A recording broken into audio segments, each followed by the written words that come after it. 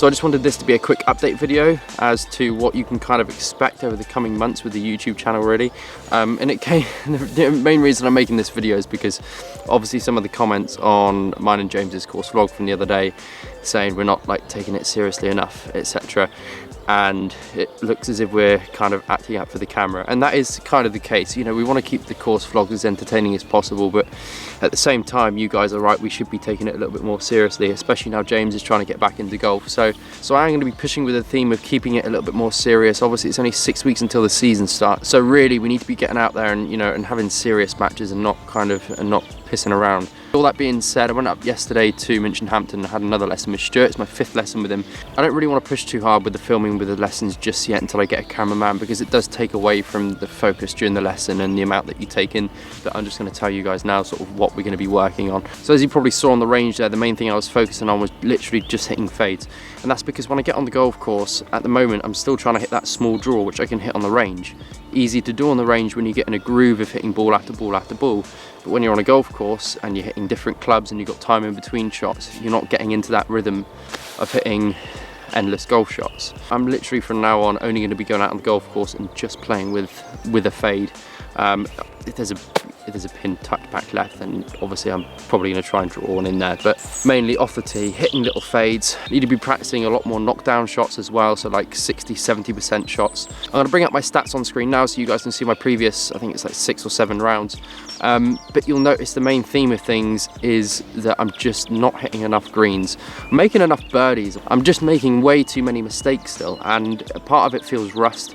And I think the other part of it is just mentality. The lesson I had with Stuart was a playing lesson, and like I said to him, after having that amount of time off and I came back into it, obviously I wasn't hitting the golf ball great, my swing was all over the place, and I've got into this mental habit of when I go out on the golf course and I hit a few bad shots, I'm like, oh, my mentality is like, oh, here we go again, rather than forgetting the shot completely and just moving on to the next one and sticking with my process, which I guess it's just an easy habit to get into if you've had a little bit of a layoff. Playing with Stuart and being honest about my thought process and the way I'm thinking over the shots definitely helped sort of bring that to surface. That was my mentality as I was kind of going around the golf course. I'd hit a few bad shots and that would just be like, oh well, here we go again, and then I'd just be trying not to go too many over par. Whereas I just need to try and stick to the process of each shot. So mentality wise, that's kind of what I'm working on. That's what I'm working on my long game, just making sure I'm open to the shot, not letting myself set up closed, aiming left, letting it come back, which is a lot easier shot to hit and a lot more controllable. Short game wise, what I'm working on at the moment is this. So whereas before I was having the ball a long way back, and again, this comes from having time off and maybe having a little bit of chipping yips, but I was having my golf ball a long way back in the stance and I'd be getting forward on it, hands forward, and I'd just be coming down to make sure I get the ball first. Now over the past like few months, yeah, it's been working, but obviously it's not where it needs to be and it's probably not reliable under pressure. So what we're working on now, moving the golf ball forward, tilting my spine angle from my hips this way, hands slightly further back, which allows me to then from here just rotate like that and keep square. Whereas before, back of the stance, club open, all I could do there is flip it to get it back online. All very much kind of the same theme. I'm just gonna hit a few pictures here and show you guys what it kind of looks like now. The only practice I've done at the moment on this is on the range earlier, like you saw. Only had my lesson yesterday, so now we're gonna do it off grass. So I've got a back pin here which is about 45 yards away, just setting up to it, slightly further forward in the stance, what feels to me a lot further forward in the stance. From here, literally tilting my spine angle this way from my hips aren't moving, they're staying in the same place. And then from there I just literally turn around. Not bad, just over the tee, it's about 15 feet. So it feels so awkward, but I know that feeling is just temporary. I'm just focusing on sticking to it. Front of the stance, spine angle tilted from the hips. Hands also slightly back from center. Obviously before I was like that. Now I'm just having them a bit more back. It's online, slightly short, again about 15 feet. One thing you notice so much more already is how much shallower the divots are, and I'm still able to strike it, whereas before if I try to hit one in there slightly lower and skiddy, a lot of the time I just chunk it slightly behind the ball, but this is allowing me to use the bounce a little bit more as well. That was lovely. The main thing, the main thing with this is control of direction. From here, open, weight in front, I had no control of the direction of where it was going to go. If it went right, it was coming up short because the club face was left open, and if it goes left, it's going long left because it was a flip pull.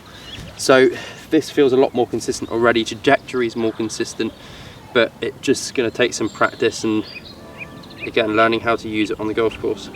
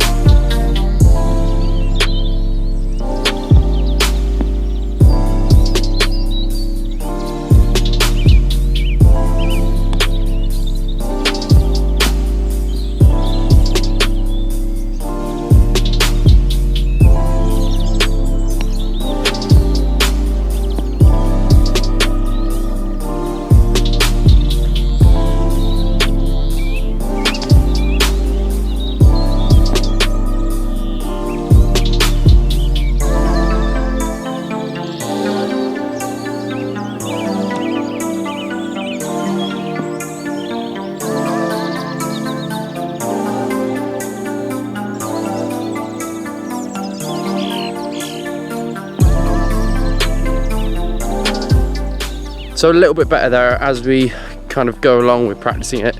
Just takes a lot of getting used to it. I think the weirdest thing is having it that far forward in your stance. You know, this allows me to play a bigger variation of different shots and also strike it a lot cleaner, get that low penetrating sort of pitch ball flight, which I haven't been able to really get with the old technique unless I got really lucky. So here's what that looks like from behind.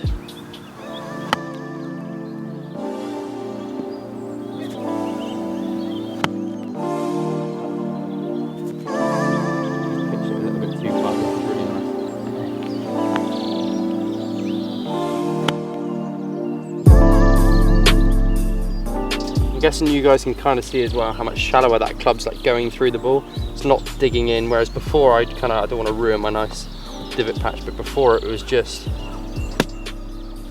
that.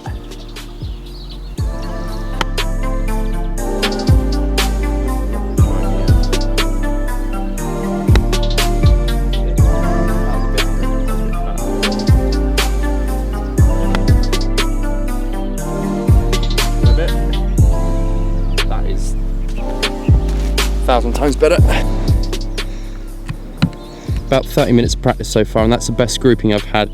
So from 45 yards, it's not too bad grouping, to be fair. Maybe that one there is a little bit dodge. That's about 11 feet, but tour, I don't know what tour average is. Probably not far off. Okay, so now I'm gonna try and get the same feeling with the bunker play. Opening myself up like that and tilt my body that way should allow me to rotate a little bit easier through the shot, and allows me to get a little bit handsy with it without worrying about flipping it over. So let's see how we get on.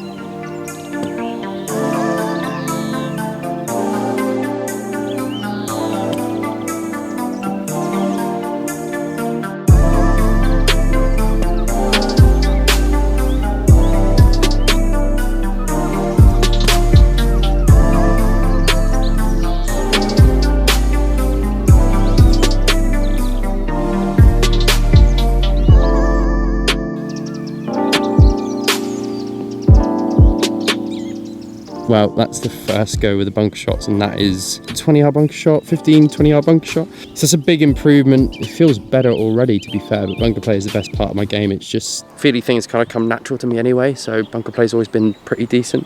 This is a disgusting flop shot, basically. So you've got the bunker, which is just behind that pin there, and I've got about 5 or 6 feet of green to play with, and it's off like tight sandy lie. So this is going to be a good test of how this works.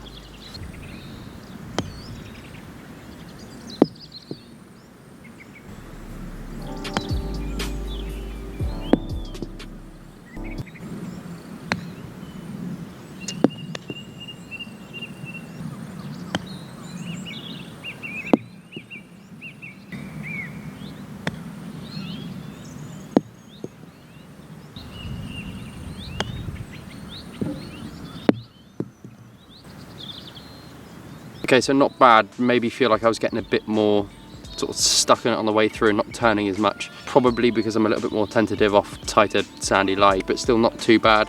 So by now you guys probably would have seen the colourway fitting video.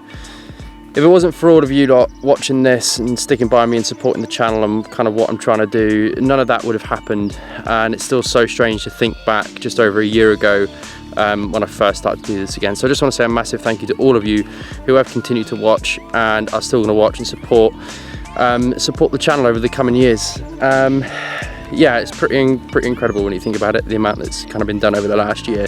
But this year it's time to start trying to play some half decent golf. And on that note, thank you very much for watching, as always. And remember to subscribe. Ugh, I can literally never say remember to subscribe without slurring my word. Thank you all very much for watching. Remember to subscribe to the channel if you haven't already, like the video, and leave your comments down below. What a bell end I am. Do you know what? Even I edit these videos and I think I've got one of those faces you just want to punch. Here's a flop shot over the camera just to end. 4 foot. My days, that was so close. See you in a bit.